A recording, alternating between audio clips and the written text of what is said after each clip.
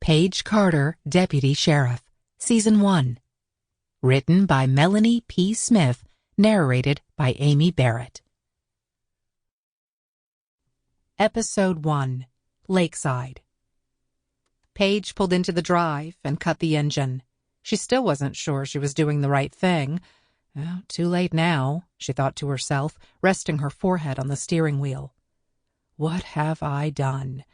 She straightened and sat motionless for several minutes, enveloped in darkness, as she studied the tiny house her mother had owned. It was a little surreal to think she'd quit her job at Quantico to move to Manti, a small rural town near the center of Utah. It was even more ironic that she'd quit to move back to a house she always swore she'd never step foot in again.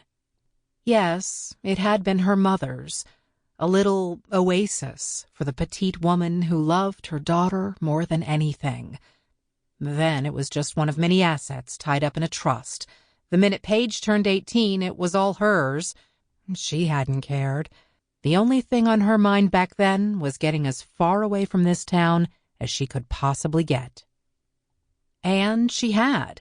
She'd hopped a bus, landed in Salt Lake, and took the first flight available to New York. It hadn't been hard to find a decent hotel. Paige holed up for days, planning out the rest of her life, a life that didn't include Manti, Utah. With a deep sigh, she opened the door and climbed from the vehicle. Again, she stood in place, pondering her new SUV.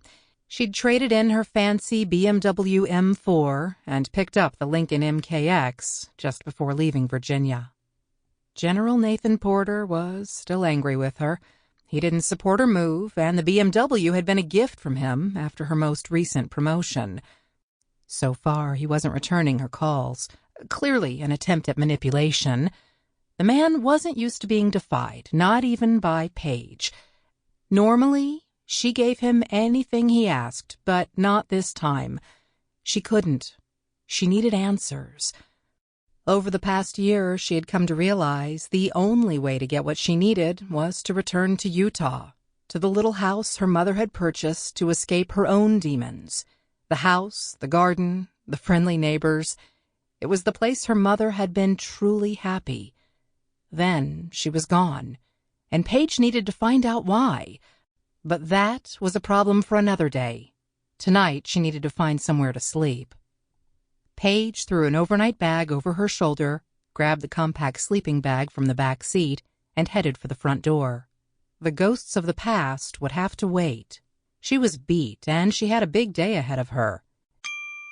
Sample complete. Ready to continue?